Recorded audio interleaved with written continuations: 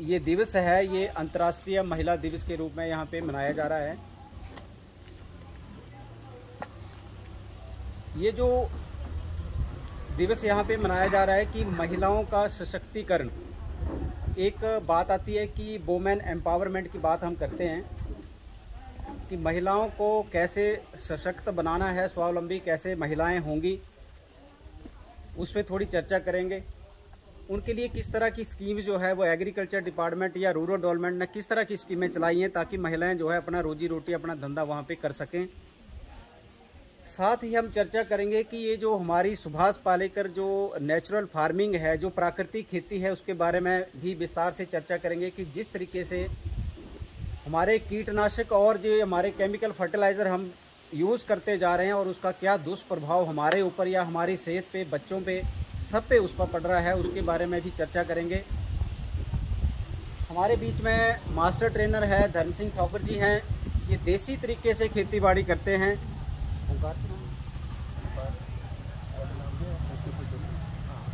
पुरुषोत्तम जी आपके इसी पंचायत के हैं, ये भी मास्टर ट्रेनर हैं और ये भी देसी तरीके से खेती बाड़ी यहाँ पे करते हैं।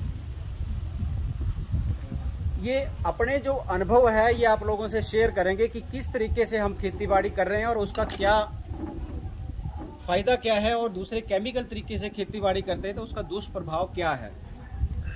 ये अपने एक्सपीरियंस जो है प्रैक्टिकली आप लोगों से शेयर करेंगे। तो बात आती है कि हमारा जो स्वास्थ्य है, ये जो केमिकल फर्टिलाइज़र हैं या कीटनाशक हैं जितने भी हैं, उनसे हमारा स्वास्थ्य कैसे खराब हो रहा है।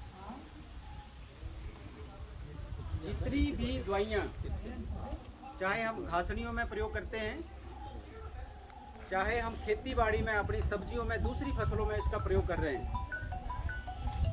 अभी आने वाले समय में आपके जैसे घासनियों में आप लोग जो है 2,4-D या हीरा का प्रयोग करते हैं, बाजार से ले आते हैं। अभी सरकार ने एक चीज़ पता होगा आपको कि 31 दवाइयाँ जो है उस पर बैन लगा दी, उसकी नोटिफिकेशन हो चुकी है। अभी ये दवाइयाँ आपको जो है ये बाज़ार में मिलने वाली नहीं है, कुछ समय के बाद टोटली बैन हो जाएंगी। तो इन दवाइयों की जगह आप लोगों ने देसी तरीके से कैसे खेती बाड़ी करनी है वो चीज़ हम बताएंगे। जैसे आप लोग 2,4-D प्रयोग करते हैं, अभी घासनियों में आप लोग करेंगे। जैसे ही अप्रैल या मई महीना होता है कि आप लोग घासनियों में स्प्रे करते हैं, उसका साइड इफ़ेक्ट क्या हो रहा है।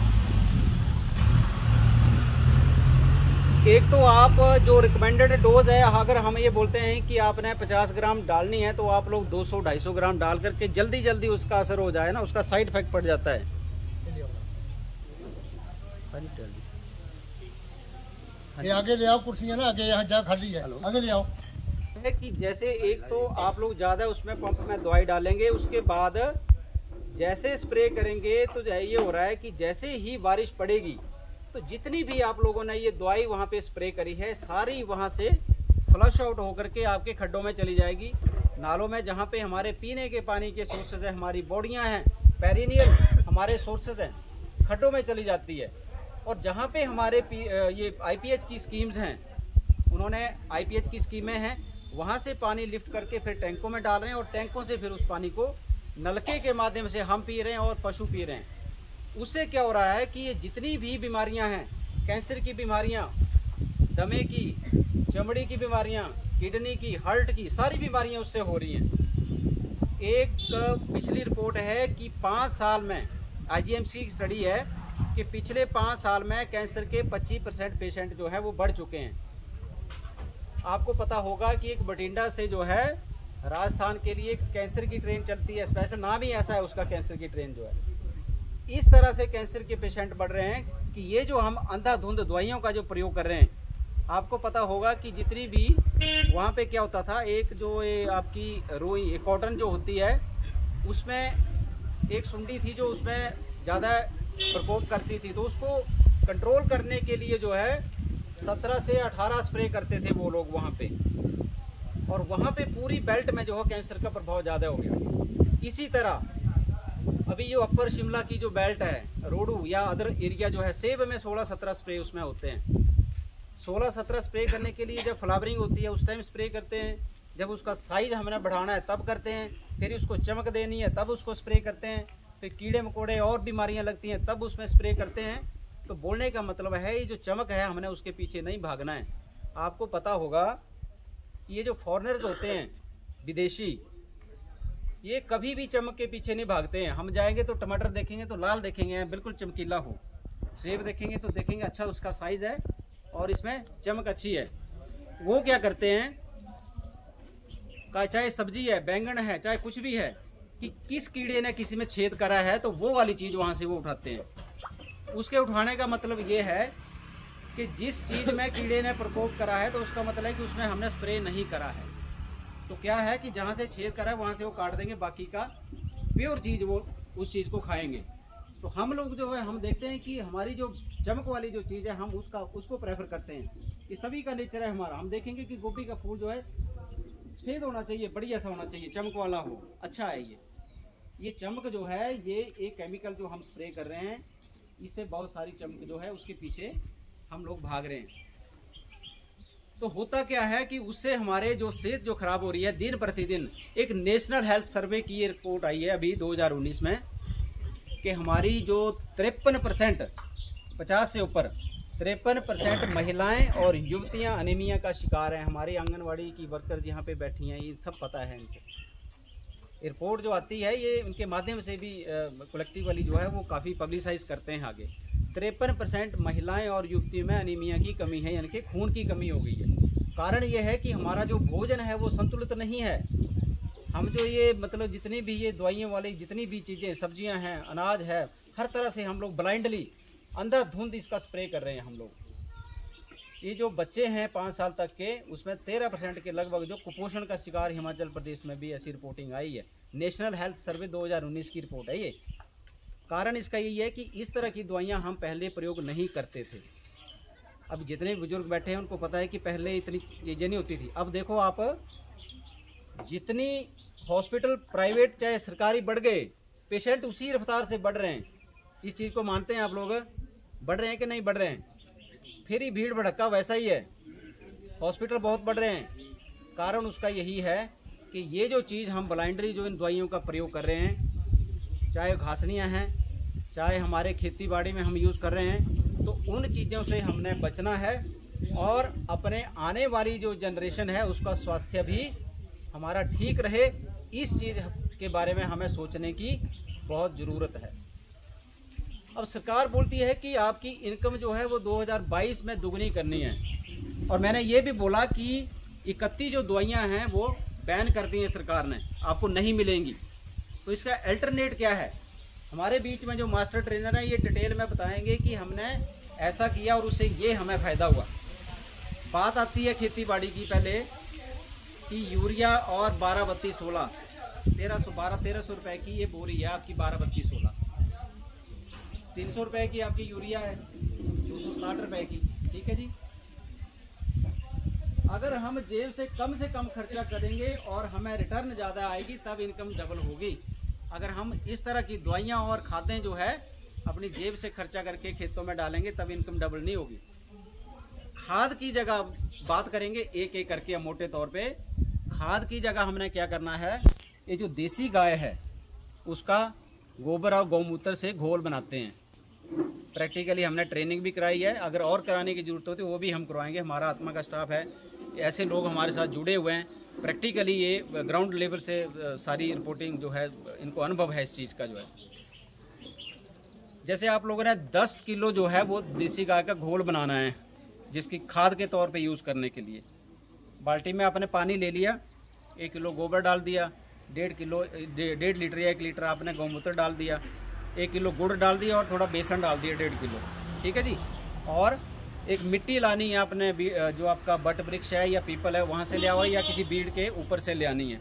बीड़ से ऊपर से का मतलब यह है कि खेत में हम बीच में फर्टिलाइज़र करते हैं तो बीच से नहीं लानी है, ठीक है जी। वो सारी चीज़ें जो है घोलनी है प्रॉपर तरीके से, बारीक करके जो है ना, वो जो आपका ये बेसन है वो भी अलग से घोल के फिर उसमें डालना है। फिर उसको सुबह शाम 2 मिनट जो है घोलना है, उल्टा नहीं घोलना, जैसे सुई चलती है उस तरीके से घोलना है। और ऊपर जो है बोरी आप लोगों ने रख देनी है, ये आलू वाली, ठीक है जी। उससे जो हानिकारक गैस बनेगी वो बाहर निकल जाएगी। उसको आप लोगों ने आजकल जैसे टेम्परेचर आपका 28-30 के लगभग पहुंच गया है, तो ये तीसरे या चौथे दिन तैयार आपका घोल हो जाएगा। जैसे घोल तैयार हो गया उसको छानेंगे स्प्रे पंप में, और खेतों में जैसे आप लोगों ने अभी क्या लगाना है, भिंडी, फ्रांस बीन लगाएंगे, आपकी घिया, कद्दू, करेले वाली बेलें भी आप लोगों ने लगानी हैं। तो जैसे खेत की तैयारी करी आप लोगों ने, तो एक स्प्रे कर दिया बिजाई से पहले ही, तो हफ्ते 10 दिन के बाद जो है, आप जो जैसे बिजाई कर दी आप लोगों ने, उसको जो आप कोई पौधा लगाते हैं उसको ट्रांसप्लांट करते हैं, तो उसके बाद हफ्ता 10 दिन के बाद उसको फिर रिपीट कर सकते हैं। आप लोग देखेंगे कि 10, 15, 20 दिन के बाद जो आपकी मिट्टी का जो टेक्सचर है, ठीक है जी, उसका जो टेक्सचर है वो बदल जाएगा। ये जो जीवाणु हमारी ज़मीन में है, ये जो आपको पता है, जो आपका ये केंचुआ होता है जिसको संगड़ो बोलते हैं, ये 3-4 फुट तक टनल बनाता है। कैसे ख़त्म हुआ ये? हम लोगों ने क्या किया, ये केमिकल स्प्रे कर दिए, उसके बाद जो है खादें, जो बहुत ज़्यादा खादें डाली, उससे वो नीचे चला गया। ऊपर क्या हो गया, एक हार्ड जैसी लेयर बन गई खेतों में, बिल्कुल सख्त जैसी हो गई मिट्टी हमारी। पानी आता है, बरसता है, सीधा चला जाता है, उसमें रचता ही नहीं है ज़मीन में। अनुभव कर रहे हैं आप लोग, ऐसा है कि नहीं है? उसका कारण यह है कि ये जो अंधाधुंध हम दवाइयाँ जो स्प्रे कर रहे हैं, उससे वो केंचुए ख़त्म हो गए। जब ये घोल हम डालेंगे वो एक्टिव हो जाएंगे, ऊपर को आएंगे। वो जब ऊपर आएंगे तो वो अपना वो पूरी प्रोसेसिंग शुरू कर देते हैं, और जब बारिश होगी तो सारा पानी जो है ज़मीन में रचेगा, और जो हमारी मिट्टी है भुरभुरी हो जाएगी। हमारे जब हम प्लांट लगाते हैं या कोई बीज लगाएंगे तो उसकी जड़ें जो है प्रॉपर तरीके से नीचे जाएंगी, तब जो कि पौधे की ग्रोथ भी अच्छी तरीके से तब होगी हमारी। ठीक है जी। अब जैसे खेत की तैयारी कर दी है, तो ये जो आप लोगों ने घोल का जो स्प्रे करा, ये ज़रूरी नहीं है कि सब्जियों के लिए ही है, ये सारी चीज़ों के लिए, आप फलदार पौधों के लिए भी कर सकते हैं इसको स्प्रे जो है। ठीक है। तो खाद की जगह जो है ये चीज़ जो मतलब अब जीवामृत जो है ना, जीवों के लिए अमृत जो है, जो हमारे जीवाणु उसमें है, उसके लिए अमृत का काम करेगा। तो खाद की जगह हमने ये चीज़ करनी है। तो जहाँ 1300 रुपये की आप बोरी लगा रहे हैं, उसकी जगह ये चीज़ अगर आप स्प्रे करेंगे तो वो उससे मिट्टी जो है हमारी टेक्सचर उसका चेंज हो जाएगा और उसका काम करेगा खाद का। फिर बात आती है आपकी जैसे कीड़े मकोड़े लगेंगे। उसके बाद कीड़े मकोड़ों के लिए जो देसी तरीके से जो सरकार बोली, वैसे तो इंसेक्टिसाइड दवाइयाँ तो हमारे पास हैं, लेकिन बंद हो रही हैं अब धीरे धीरे, वो मिलने वाली नहीं है। तो देसी तरीके से कैसे कंट्रोल करने ये कीड़े मकोड़े, नीम या द्रेक होता है यहाँ पे, है ना जी, उसकी चटनी बनानी है। उसके जो पत्ते हैं कुमलियाँ जैसी हैं, और उसमें भी देसी गाय का गोबर गौमूत्र ये सारी चीज़ें डलती हैं, वो बताएंगे हमारे मास्टर ट्रेनर। जब वो चटनी बनेगी, उसका घोल फिर वो स्प्रे पंप के माध्यम से जो है वहाँ पे स्प्रे करना है। जैसे सुंडी है, आपकी कटवॉर्म भी लगता है, अभी आप भिंडी या दूसरी चीज़ लगाएंगे, जैसे फ्रांस बीन लगाना है, वो जड़ें ही काट देता है नीचे से। उसके लिए जो है स्प्रे पंप के माध्यम से जब आप स्प्रे करेंगे तो वो कोई भी कीड़ा जो है वो जीवित नहीं रहेगा। जहाँ पे कटवॉर्म है आपके जड़ों में लग रहा है, तो जग में लेकर के वो अगर आप छिड़काव करते हैं तो जड़ों में जब रच जाएगा तो वो ख़त्म हो जाएगा। ये देसी तरीके से कीड़े ख़त्म करने के लिए जो है ये इस तरीके से घोल है। ये और भी घोल है, तम्बाकू या और चीज़ें भी हैं जिससे कई घोल बनाते हैं इस तरीके से, जो कड़वी चीज़ है उसका घोल बनाते हैं। फिर बात आ जाती है कि आपके बीमारियां लगती हैं फसलों में। प्याज जैसे हम लगाते हैं तो क्या होता है, उसकी जड़ काली हो जाती है। जब हम पौध लगाते हैं, नर्सरी लगाते हैं प्याज की, जड़ काली हो जाती है, सड़न रोग लग जाता है उसमें, कई बार डैम्पिंग ऑफ बोलते हैं, तो वो लुढ़क जाता है नर्सरी में ही, ख़राब हो जाती है पौध हमारी। उसमें क्या करते हैं, हम फंजीसाइड ले आते हैं, डाइथेनएम 45 बाज़ार से भी ले आते हैं, या फिर हम हमारे विभाग से भी बहुत सारे लोग लेते हैं, बोले जी बेवेस्टन चाहिए या डाइथेनएम 45 चाहिए। वो नहीं आप लोगों ने लगानी। अब उसके लिए क्या करना है, ये जो देसी गाय की जो खट्टी लस्सी है 1 लीटर 10 लीटर में डाल देनी है, वो भी छान के ज़रा, नहीं तो नोज़ल ख़राब हो जाती है, उसमें नोनी वगैरह होता है लस्सी में। ठीक है जी। 1 लीटर 10 लीटर में डालनी है और उसका छिड़काव करना है। अगर आपने पौध लगाई है टमाटर की, बैंगन की, तो जग में लेना है और जग से जो है उसमें छिड़काव कर देना है। उसमें कोई भी सड़न रोग आपका नहीं लगेगा, देसी तरीके से कंट्रोल हो जाएगा वो। और जितने भी आपकी ये अभी बेलें आप लोगों ने लगानी है, घिया, कद्दू, करेला, उसमें फूल कई बार नहीं टिकता है, जब फूल टिक भी जाए तो केवल फ्रूट इतना होता है तो वो भी नीचे गिर जाता है। उसके लिए भी ये बहुत बढ़िया इस तरह का अगर आप ये करेंगे तो आपका जो है वो फूल भी टिकेगा और जो फ्रूट उसमें सब्जियां बेलों वाली जो लगेंगी वो सारी इसमें टिक जाएंगी। आप लोग केवल गंगा जल का स्प्रे करते हैं ना कई टोटके कई तरह के, तो ये जो है वो खट्टी लस्सी अगर देसी गाय की है उससे सारा ये कंट्रोल हो जाएगा। और भी सड़न वाले कोई भी बीमारी लगती है, चाहे हमारे पास आड़ू है, प्लम है, बादाम है, कोई भी है फलदार पौधा, उस पर भी आप कर सकते हैं तो उससे ये कंट्रोल हो जाएगा। फिर बात आ जाती है घासनियों वाली।